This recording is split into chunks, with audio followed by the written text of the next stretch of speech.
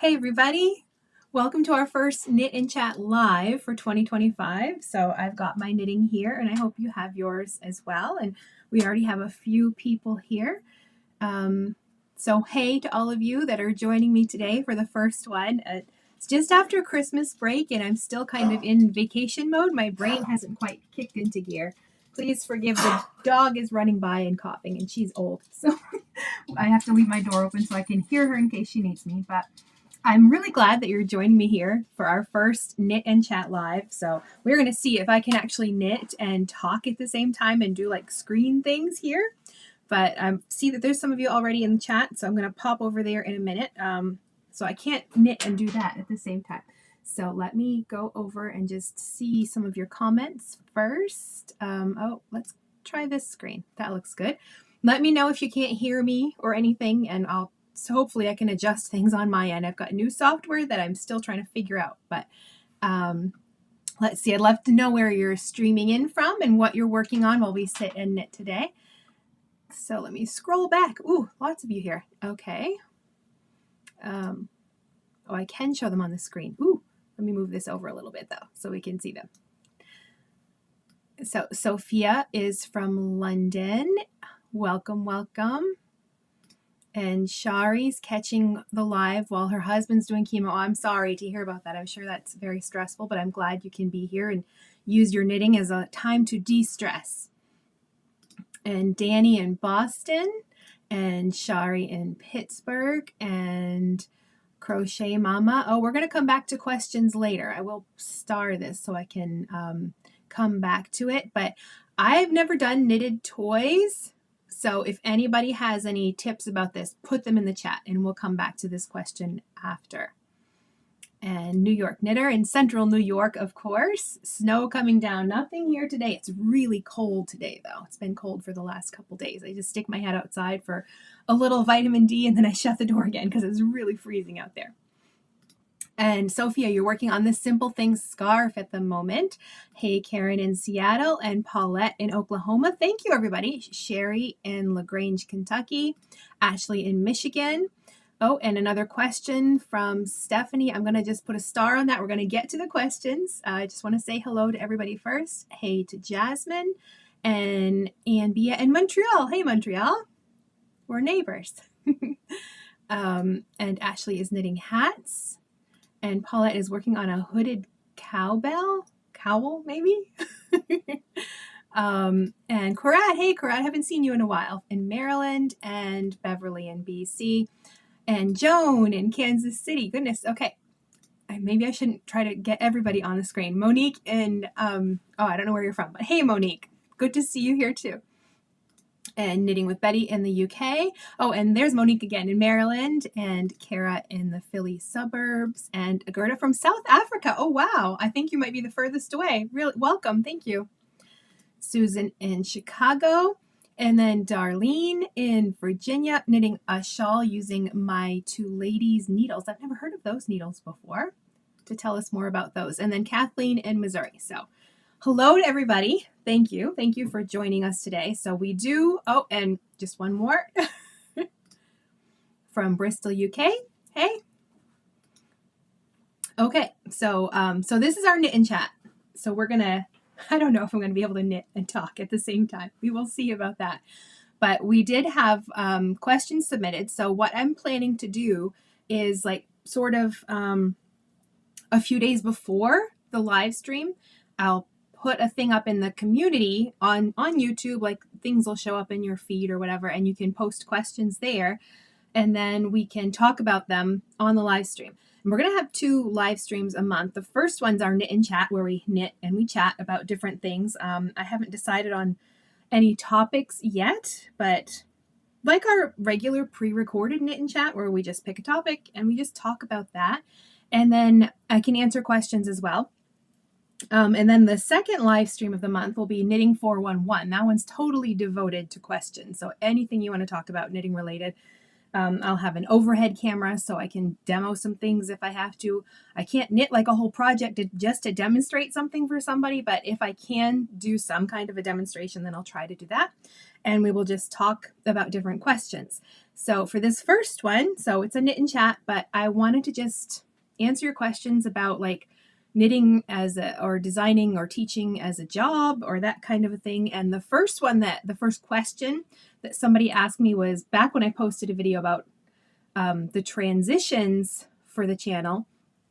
And I said that we were going to do some live videos so I wouldn't have to, because editing, excuse me, takes a lot of time. And that is my least favorite task. And I really can't afford to outsource it quite yet, maybe. But I did mention in that video that I consider YouTube as part of my job.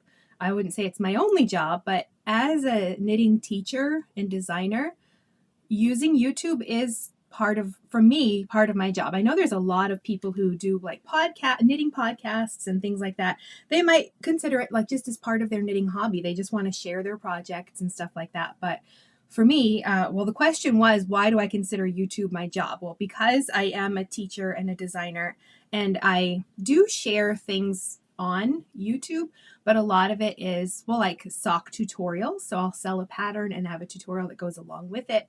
So that's part of my business. So I try to treat YouTube as part of the business, and it doesn't take a ton of time, but like recording a podcast, if it's going to be an hour-long episode, it's at least an hour of recording, probably more because I edit out all of my extra chatter when I talk too much and blabber on.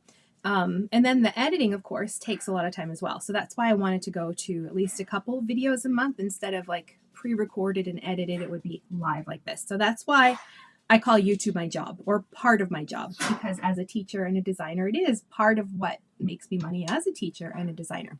So I did I posted and asked your questions. So we're going to go through those first, and then I will hop over into the chat, and I'm seeing questions there. So I'm just going to put a star in them so I can come back to them later. But I want to get these answered first. So hopefully this is big enough, depending on your device, and you can read them. So these were the pre-submitted questions. So Cincy N241, any tips for managing the body of a sweater when you're knitting the sleeves? I mean, other than having to flip the whole thing over in your lap over and over.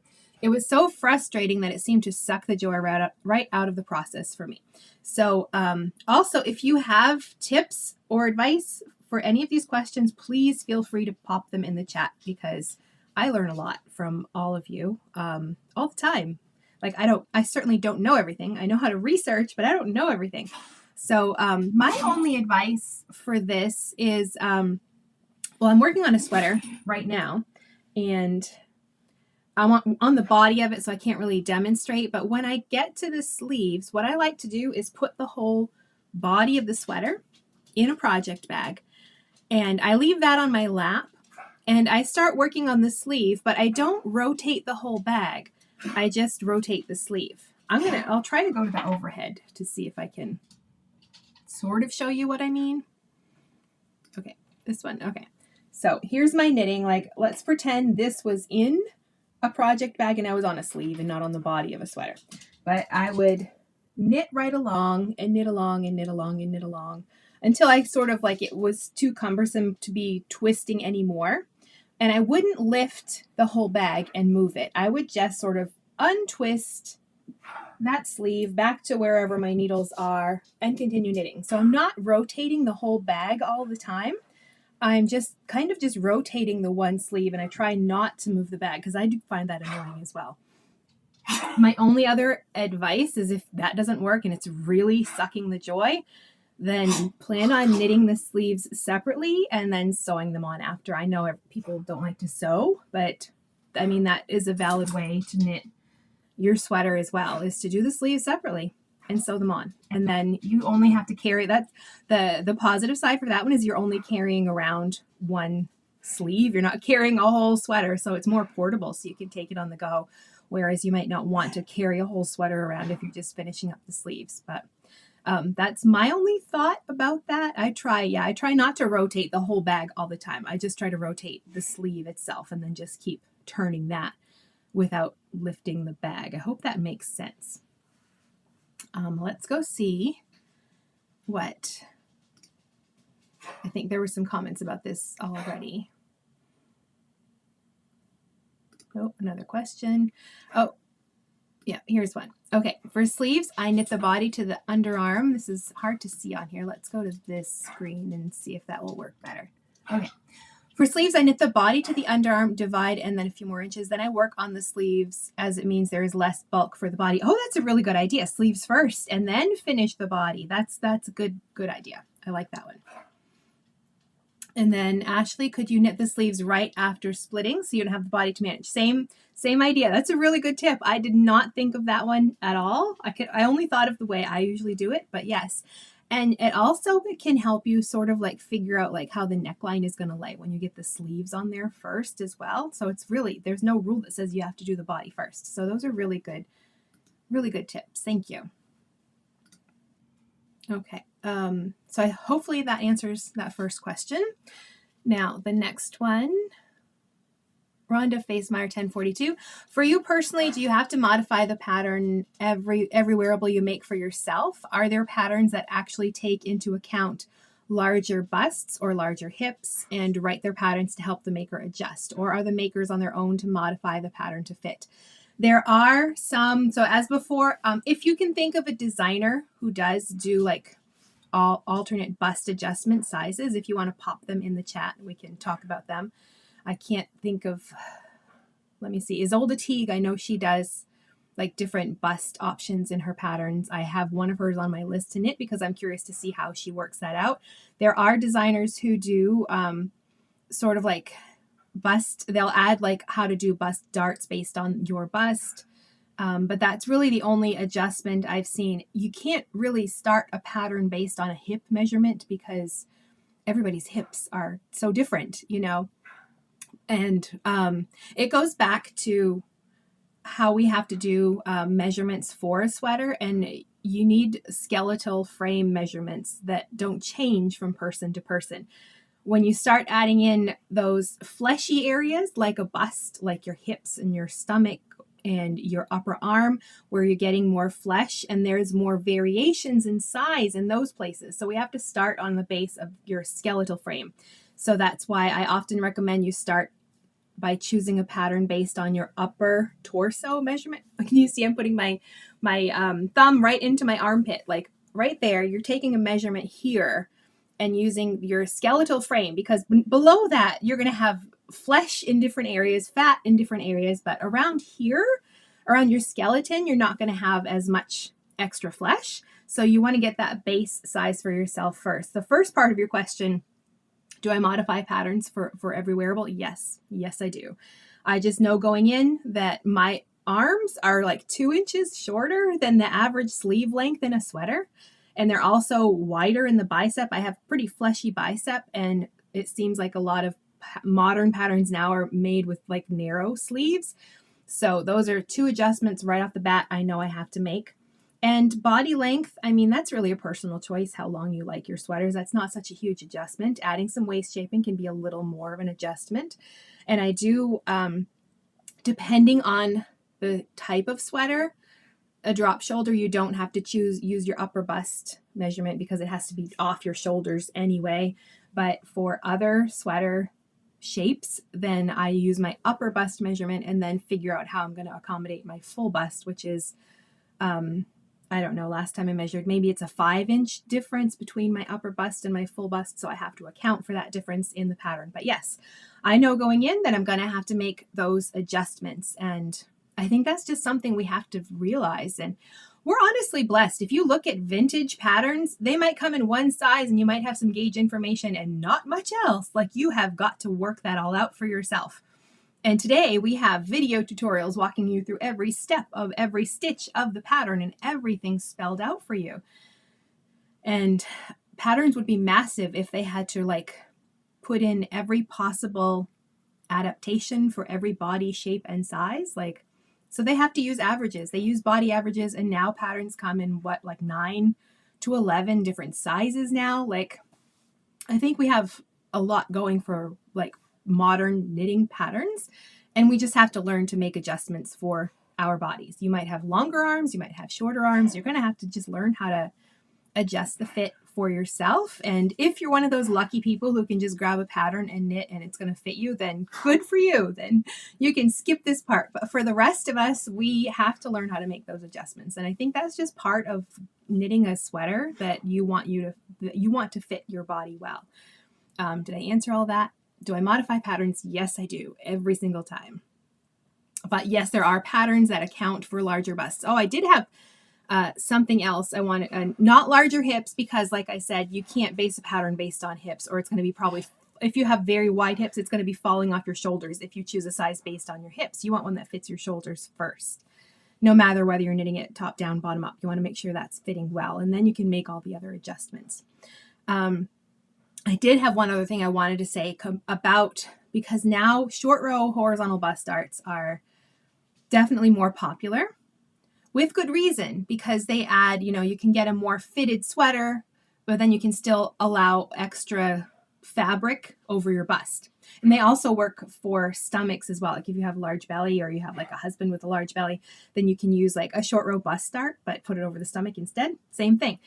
But for me, it has sort of a drawback as well, because trying to figure out how to say this so YouTube doesn't like cancel or do something to the video. Depending on the bra you wear, the girls can be, moved. If you have your nice, out in public, your best bra on, then they're probably in one place. And then maybe you have another bra that you wear when you're doing laundry on Saturday mornings that is not your best bra. It's all stretched out, and those girls are probably in a different place. If you knit a sweater that uses bust darts based on where the girls are, based on one of those bras, it might not fit you the same when you wear a different bra. So, I mean, the knitted fabric is going to move and stretch, but when you take measurements and fit in a short row bust dart, and if you've done it, then you know what I'm talking about, that puts that extra fabric in a very specific place. And you use that based on, well, if you're wearing a certain bra, then you're using that bra to get your measurements and then knitting that sweater.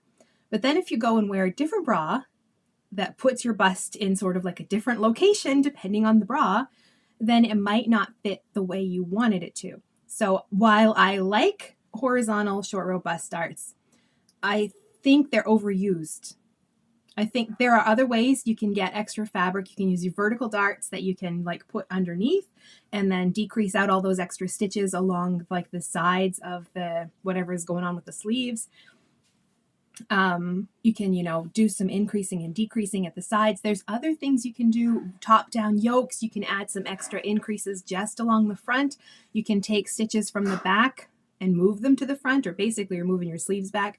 Raglans, you can add some extra increases or decreases if you're working this way to get some extra fabric there. So I like a short row bust dart, but I think they're starting to get a little, I don't know, they can be overused. Depending on, it comes down to that sweater. When are you going to wear that sweater you're knitting? What bra? You have to think about what undergarments you're going to be wearing with that sweater, because that's what you want to measure with. So that's my other one, hot take about bust darts. They're very popular now, but I think you have to use them with caution and maybe try some other methods as well. So you get a sweater that will fit your body and your bust that isn't so dependent on wearing a specific undergarment. So I'm going to pop over and see if anybody has anything about that, or if you have advice about designers who do. The only one I can think of off the top of my head who does like the different sizing for busts is Isolde Teague, but I know there are others. Okay, I'm just reading the chat so I can see where we're at here.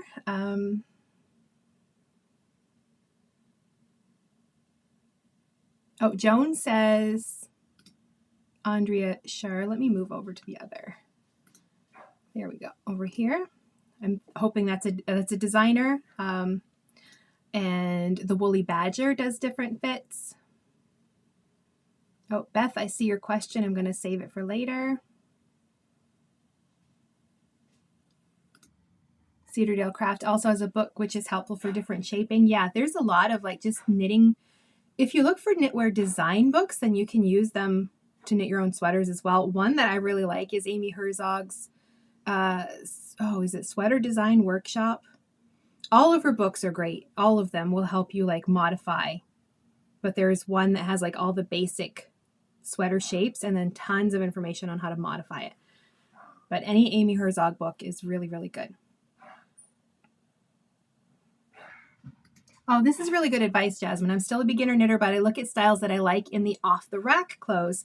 Since I have larger hips with my taste in clothes, I like cropped sweaters or longer A-line garments. That's really, you need to know what you like on your body, and that will help you sort of narrow down what sweater patterns to look at. If you have like a drop shoulder shirt that you wear all the time, then you know you like drop shoulders, so you might as well look at those sweaters. Or if you have one and you hate the fit of it, then you know avoid those kind of sweaters. Like you're not going to wear that type. That's you have to be self-aware, I guess, and understand, find out what you like to wear, and then try to knit sweaters that are sort of that same shape.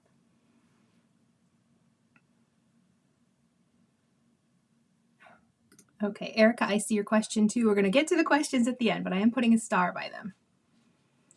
And older generations definitely were at a disadvantage. The directions often in a publication were very short and concise. Yeah, that's a good way of saying it. Almost like there were things missing sometimes. There's just a lot. I haven't knit from a vintage pattern. It's sort of on like the back of my mind to-do list. I would like to do that. But yeah, it's a lot of work. You're going to have to really modify that because you're lucky if it came in like maybe 2 or 3 sizes, not like the 9 to 11 sizes we get now. I need a beginner's class on sweater knitting. Well, I do teach a sweater knitting class. We're going to be doing that. That's coming up this month, opening that up. And I am going to be doing, it's going to be the last time we do that one for the year. It's going to be about modifying, not your first sweater, but people have knit their first sweater during this class, but it teaches you how to modify a top-down yoke or top-down raglan sweater to fit your body. But then, I don't have the exact dates worked out, but then after that in March-ish, I'm working on it right now. Like, yes, I'm supposed to be knitting right now. I tell you, I cannot talk and knit. But working on one of them right now. We're going to do a top-down yoke. It's just going to be like video tutorial, walking you through all the process of that. But that's coming. And then also later this year, I thought it would be nice to walk through like from swatch to sweater.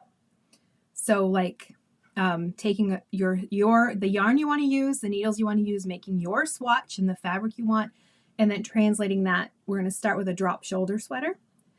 But with the option, if you don't want to do that, you just want like some guidance, you want to pick like a pattern and then just modify it from a bottom up, knit in pieces, seaming, all of this stuff, then you could pick a pattern and you'll learn all this stuff you need. Or if you're very adventurous, how to just take your swatch and your own like personal schematic and turn that into a sweater. But I think that's coming up later in the year because I like to knit sweaters. And I want to help you knit sweaters that fit you. Okay, and Ashley, I have a book for sweater knitting that I was given with different shoulders and sizing charts for toddlers to adult XXL. Yes, Ann Budd books, maybe that's one of hers. She has, those are really great ones too. They're good for like basic sweaters, and then you just learn all your modifications. You pick the size that you know that you want for your gauge, and then all those modifications.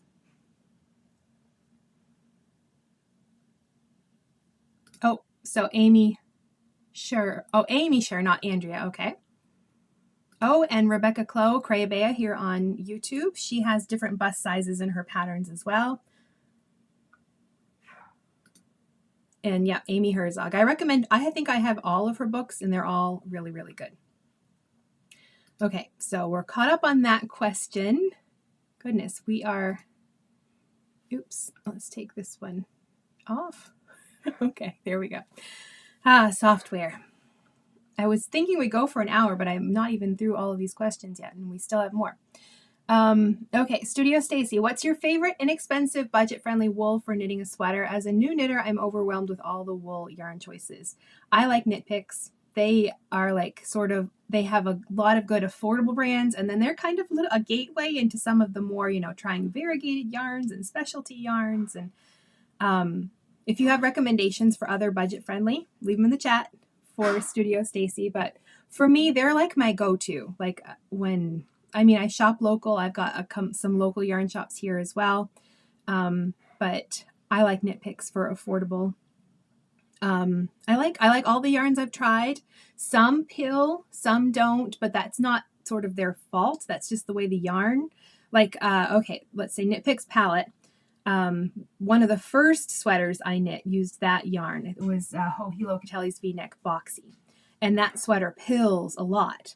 But I didn't know at the time that that's what it's 2-ply, sort of lightly spun. It's meant for color work, you know, where you want all the stitches to sort of stick together, and for lace. It's not really hard wearing sweater yarn. That doesn't make it a bad yarn. I just didn't know how to pair the yarn with like the pattern. So I have a sweater that pills. Now I know why, because that yarn's 2-ply and, you know, lightly spun. So what was my point here? It's not a bad yarn. It's just like wasn't probably the best choice for that sweater because I wear it a lot and it pills a lot because I wear it so much. I should have probably gone with something a little more hard wearing, probably a 3-ply that was more tightly twisted. So, but to answer your question, yes, I like Knit Picks. Just hopping back to your questions over here. Sweater design in plain English is a great resource. Yes, it is. That's a really good one. I like that one for like if you want to like really explore knitting from a swatch to a sweater, that's the book to get because it uses like the percentage system. You know, like if you ever read Elizabeth Zimmerman's, I think that was the first place I ever saw it, you know, like 100% is your bust or chest circumference. And then the rest of the sweater is a percentage of that number to get like an average of what the garment will fit. And that book, I think, or I might be thinking of a different book. But that one is good. Oh no, this one, yes, it's more chatty. It's broken into chapters, really good. What's the one I'm thinking of though? There's another one. It uses percentage system. It'll come to me and then I'll try to remember. There's lots of good sweater books out there. Anyway. Oh, and Cedardale Craft drops yarn. That's really another good one. Yes, very good and affordable brand. Okay.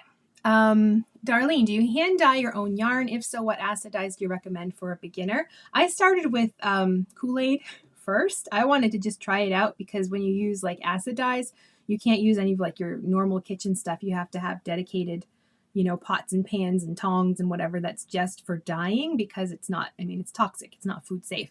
So I played around with Kool-Aid first and then realized I really liked it. So then for me, it was worth investing. I didn't really invest a lot. I went to like the secondhand store and bought some pots there. I think I bought one new pot, the dollar store for tongs and stuff like that. But I just use Jacquard acid dyes. I get them from Knit Picks. When I place an order, I grab another color or 2 or 3 to add to my acid dye stash. But I don't really have any opinions on any other ones. I've never used any of them. I think they're probably all pretty interchangeable. Some might be like finer powder than others.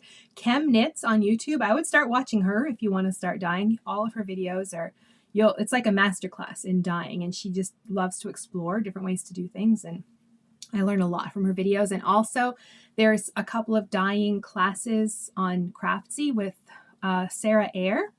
And those are really helpful as well if you really want to explore dyeing. And Ashley, I have a serious question. Allergy. So any yarn recommendations would be great. Well, what are you? Is it a wool allergy or some other kind of allergy? Oh, that's a good question. We're going to come back to that one too. Wool allergy. Well, you could use, acrylic obviously would be a good choice. And there are all the plant fibers, cotton and linen, bamboo, all of those are really great.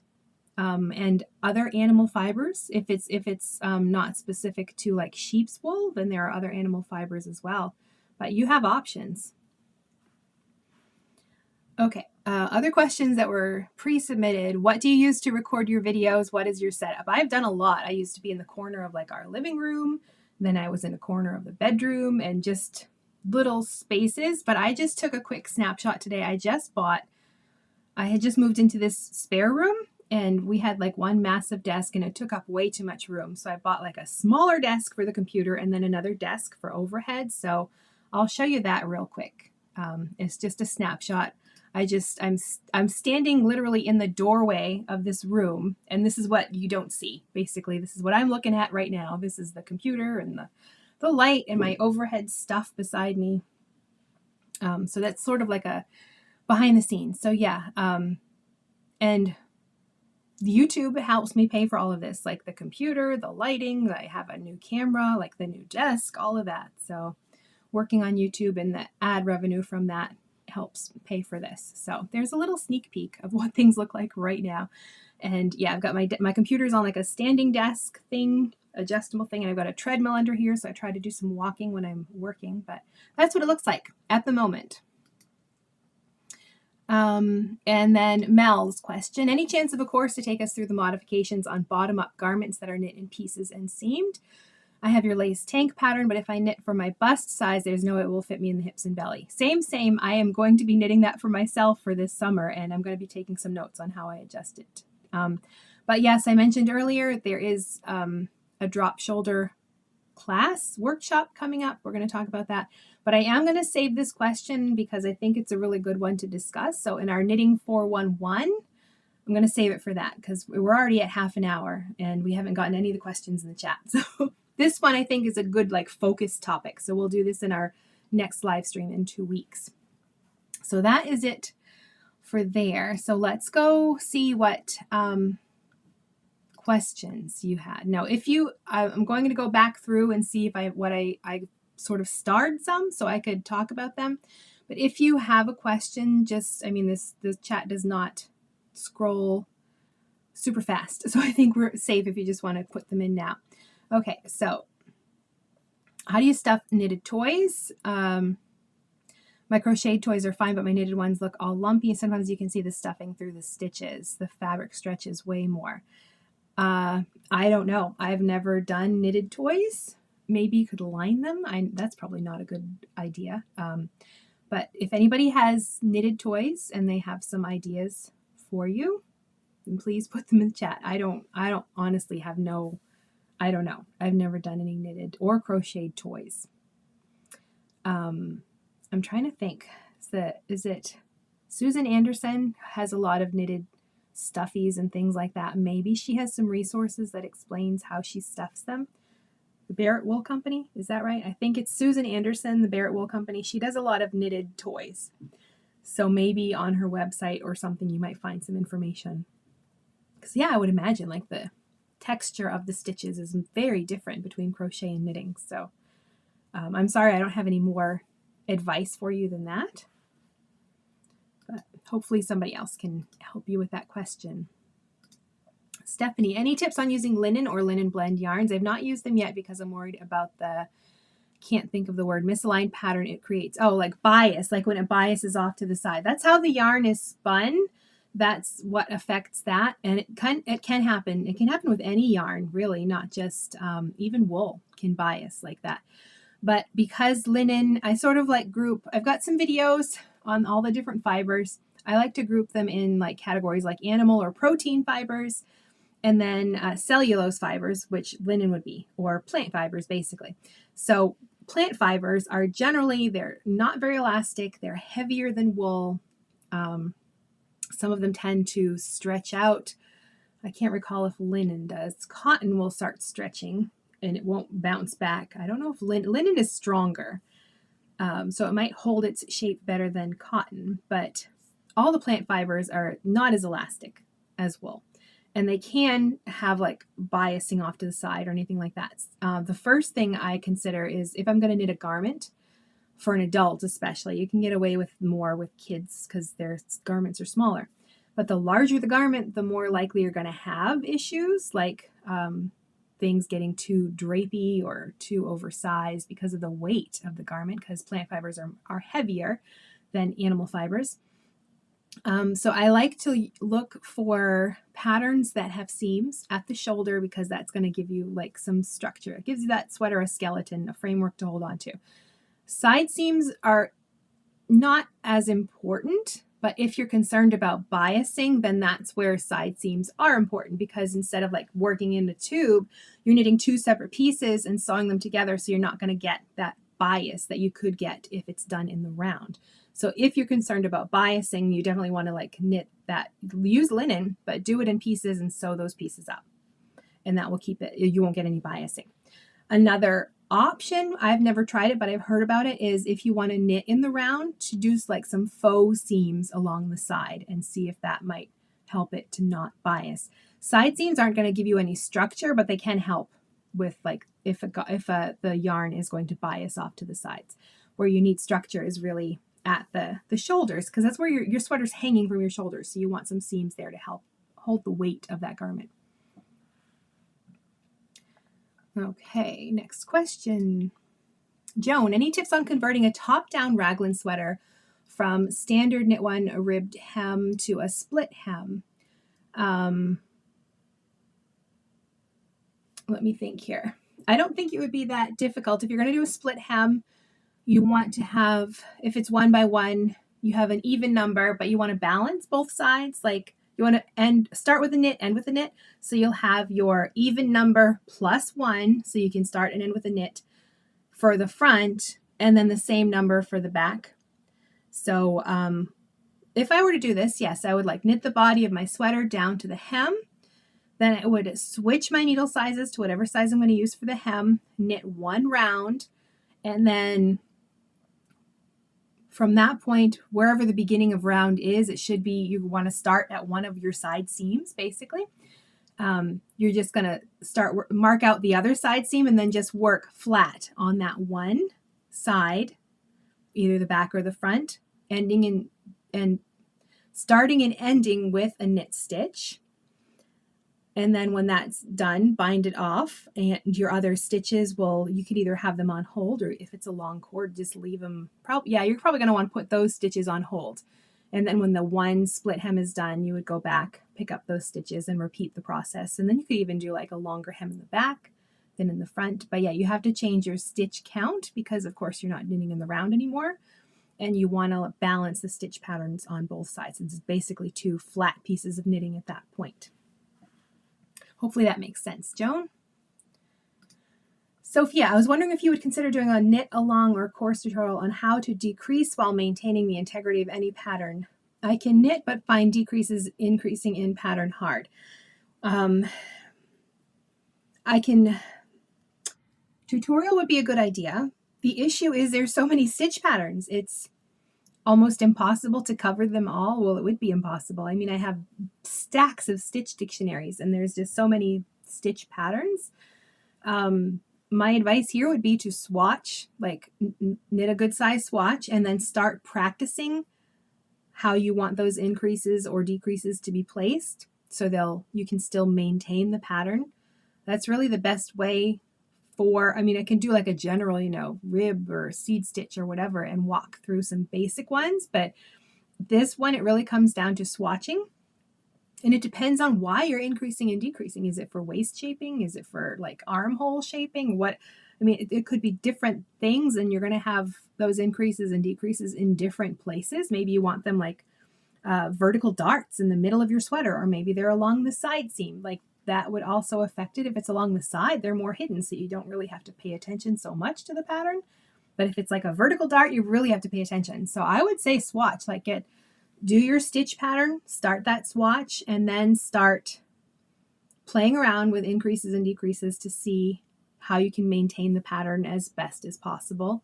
And start practicing different techniques. Like sometimes working a purl version of a make one will look better depending on what your stitch pattern. If it's some kind of a texture with knits and purls in it, then you might always not be decreasing on a purl. On a knit stitch, you might be decreasing on a purl. So you should learn lots of different increase and decrease techniques so you can sort of interchange them and see which one will look best for that. I can keep it in my mind though for a future tutorial. Okay, Beth, your question. I wondered how you can get raglan cardigans to stop slipping off of the shoulders. The neckline often seems to grow. Oh, that could be a few different reasons. It could be that you're not choosing a size based on your shoulders, like that upper torso measurement. If there's a big difference between your full bust and your upper bust and you're choosing based on your full bust, then it might be too big in the shoulders. I have a 5-inch difference between my full bust and my upper bust. And that 5 inches plus, like if the sweater already had 5 inches, that means it's 10 inches bigger than my shoulders, which is massive. That's a lot of ease in your shoulders.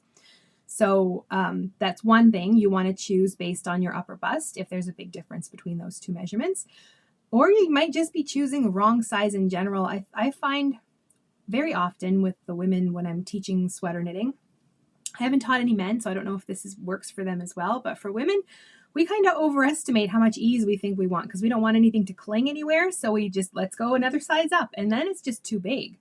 Like you can have ease through, the places where you want to have more ease. It doesn't have to cling to your waist or your hips or anything, but you still want it to fit through the shoulders. So my recommendation is usually size down, at least a size or two, because in general, women tend to choose a size that's too big for their body to begin with.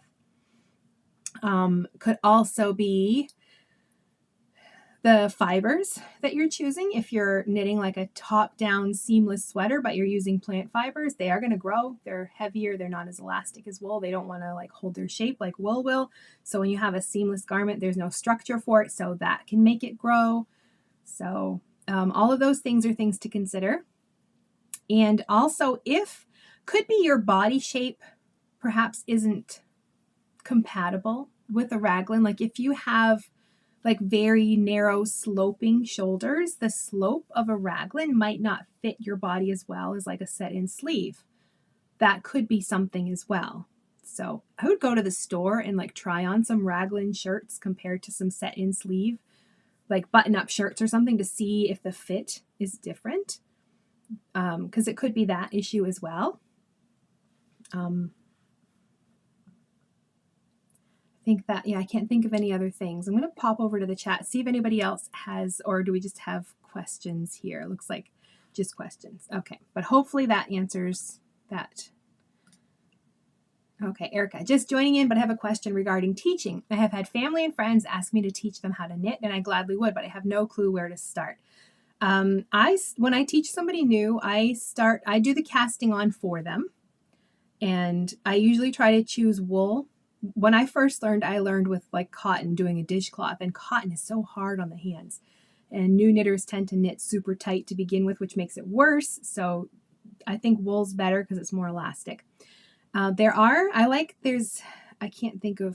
a couple different ones on Ravelry. It's basically just garter stitch square that you sew up to make like a mitt for your hand. Like it's just a square. That's it. But just garter stitch. So they're just knitting. And then same with the second one, or they can, if they're really good with a knit stitch, by the time they finish the first mitt, then do the second one by using just purl stitches. That's a choice. That's an option. I mean, if they need more practice with knit, then do both of them. I can't remember what they're called, but like it's just a basic garter stitch square is all it is. And then you sew it up to make the mitt. And then from there, my next project is usually the Barley hat by Tin Can Knits, because then you're learning how to knit in the round. You're introducing the purl stitch if you haven't already. You're learning rib. You're learning how to decrease a hat with double pointed needles. So those are usually my first, when I teach somebody, those are the projects that I like to start with.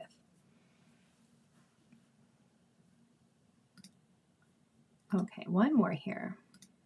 Gerda, when a designer releases a new raglan sweater pattern, what will qualify as a new design or pattern? I see a lot of basic raglans with just stripes or lace added.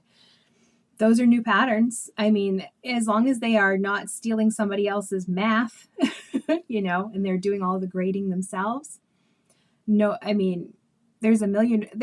There's a raglan, there's basic raglan, and then it's all just design on top of it. I'm designing one myself. It's just a yoke, circular yoke, nothing on it, plain circular yoke. I would still consider it a new design because I'm doing all the grading myself, following my gauge, and we'll have like a tutorial to go with it or whatever, but I don't know. There's not a rule about, it does come down to like, you can't steal somebody else's work and then republish it yourself, but you can't take it and then change one thing and then republish it and say that you changed somebody. Like you just can't do that. But if they have done the math Like, what happens when you are creating a new design is you start with a swatch. I've got one here for this sweater. I started with a swatch using some needles, like 3 different sizes, to see which fabric I like the best. Got my gauge measurements and then used those along with standard body size charts from the Craft Yarn Council and some other ones to work out all of the math for the stitch counts. And I can't knit 9 sizes. The pattern will have that maybe 9 sizes, but I'm only going to knit 2 sizes. But what was the question? What qualifies as a new design? Like, I don't, at this point, is there anything new left in knitting? I mean, there probably is, but it's just all the basic sweater designs. You know, you got your set and sleeve, your raglan, your yoke. There's only so many ways you can knit a sweater, and you know that will fit body shapes. But the rest is, yeah, it's still design, it's still work. So as long as a designer isn't taking somebody else's work and then changing one thing and saying it's their own, then it still qualifies. And hey, if somebody wants to buy it and pay for it and knit it, then that's their choice. Okay, let's go see what's happening in the chat. That was all the questions we had so far. Okay, oh, take that one off. Let's see what else we had here. Give me 1 second just to scroll down through.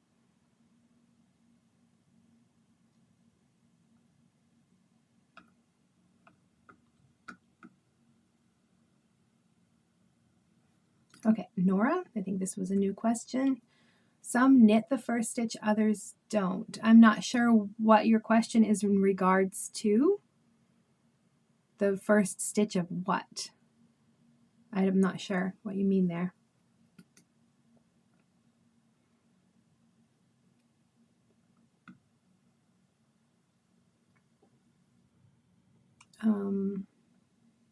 Okay, I'm sorry, I know I'm quiet. I'm trying to just read through and see where I left off in the chat.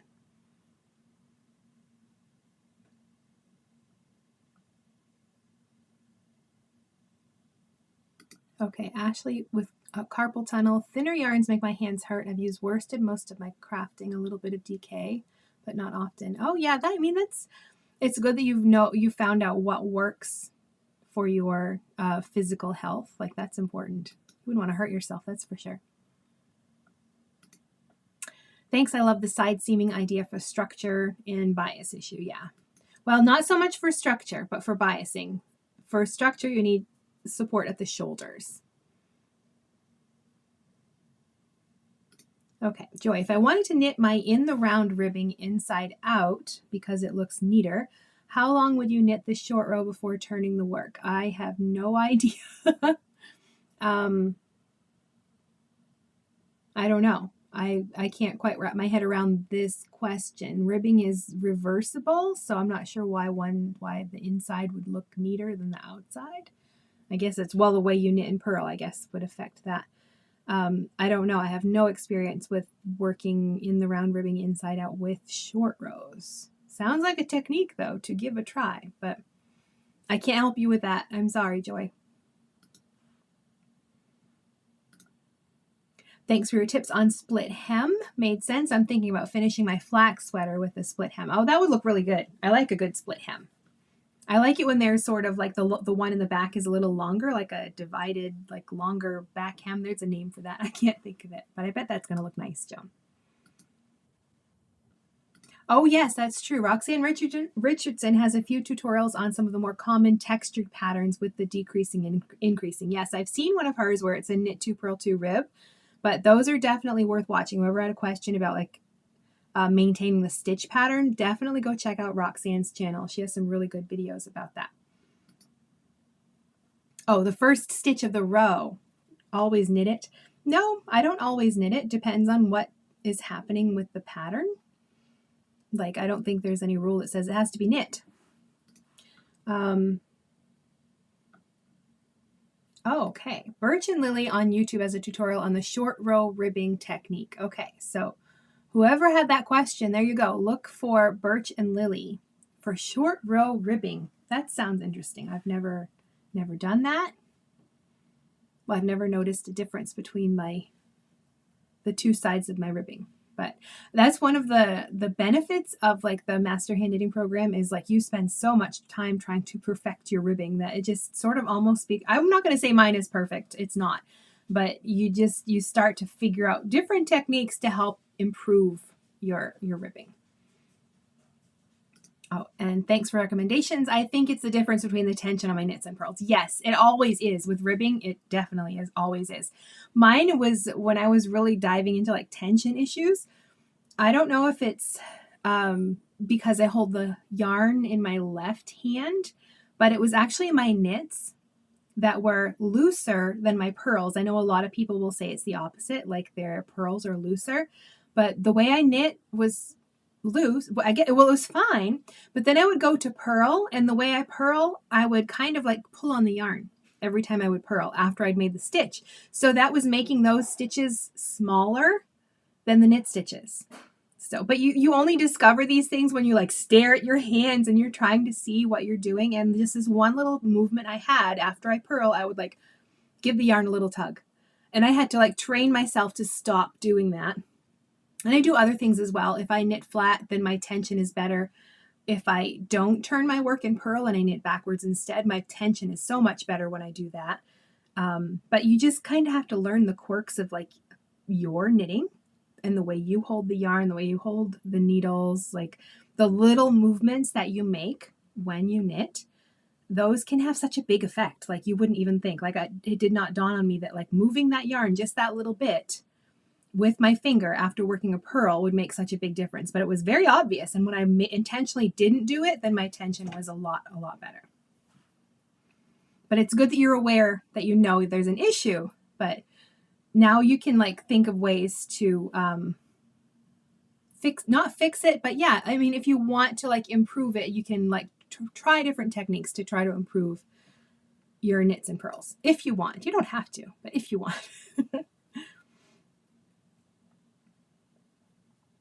Okay, Laura, I love the channel. Thank you. I find that I buy set in or drop shoulder sweaters. I love some designs that are raglan or circular yoke. They just never fit quite right. Sleeves are always too big. Mine's the opposite. The sleeves are small and I have to add extra room, but that just shows like bodies are different in different shapes. But we did, there was a few people in the last coaching group I had where they had to go way down on sleeve size because of the difference in their bodies compared to the averages. But designers, I mean, they have to use like averages to figure that stuff out. But okay, so that was everybody's questions, and we are closing in on the hour mark, and I'm getting a little parched. And I did not do as much knitting as I thought. I tell you, I can't talk and knit at the same time and try to look at all this stuff on the screen. Oh, another question. Let me go back to the other screen so I can see them better. Which is better, wooden or steel needles? When knitting a cardigan with steel, I had many gutters, but using wooden needles for a swatch, I didn't face the same issue. Oh, that's a good one. And yeah, you found already another thing that can affect your tension is the needle material. I don't think any is worse or better. It's what you like to knit with. I have to say, I usually was like a metal needle person, but what yarn is this? Galileo, I think, and I think it's a mix of wool and bamboo, and the bamboo is really slippery, so I'm not liking the needles, but I already swatched and I've already knit like a whole ton, so I'm just going to keep knitting with them. But I think I would have preferred wooden needles with that because that yarn is very slippery and it slides right off my needles all the time. But I don't think one is worse or better, but yes, it's going to affect your tension. And like you discovered, like it changes. It does. Like it also changes your row gauge. That's another thing that it can affect. Like you could have the same stitch gauge using two different needles, but the same size needle, but different materials, but then your row gauge is affected, which is tied to your tension as well. So it depends. I mean, whatever you want to use is the right thing to use. But if you really want to improve your tension, then yeah, start playing with different materials and see which ones help you maintain even tension. I do have a guess that it probably would be wooden needles or anything that's not super slippery, because you have less control when your stitches can slide around a lot on metal needles, and that can affect your tension too.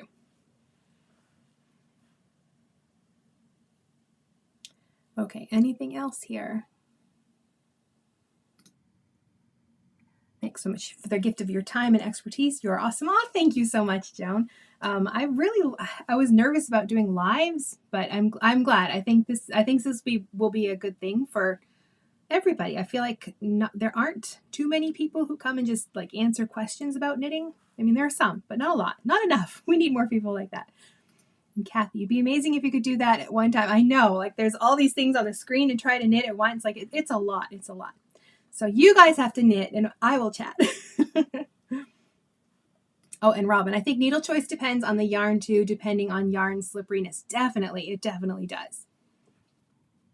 And Ashley, I prefer metal needles, but that might be because the yarn slides easier and seems better for my carpal tunnel. Yes, I've tried wood, but it makes my tension too tight since I have a loose tension. Oh, that's good to know. Yeah, like these are things that, I mean, everything is so personalized when it comes to knitting. And when you have like a physical issue, you want to do the best you can to maintain your health. So you use what works. You're welcome, Darlene. Oh, and thank you, Ashley. I'm glad that you rewatch the videos. And I'm glad to answer your questions. So I think that is it for today. That was everybody's questions, and we are closing in on our 1 hour mark. And so our next stream is going to be our Knitting 411, where it's all just questions. We will answer questions. There was one question that was submitted about modifications for knitting a sweater in pieces bottom up. So I am not going to like do like a whole deep dive into that, but we will talk about that in the next live stream. So that will be sort of like our main topic. So if you have other questions as well, just general knitting questions, then we're going to dive into whatever questions you have. But that is it for today. I will see you back here in 2 weeks, hopefully, for our Knitting 411, and we will answer all your knitting questions then. But thank you for joining me. It was a pleasure to sit and, well, not knit. Well, you knit and I chat, but that was really nice. So thank you for joining me. See you later.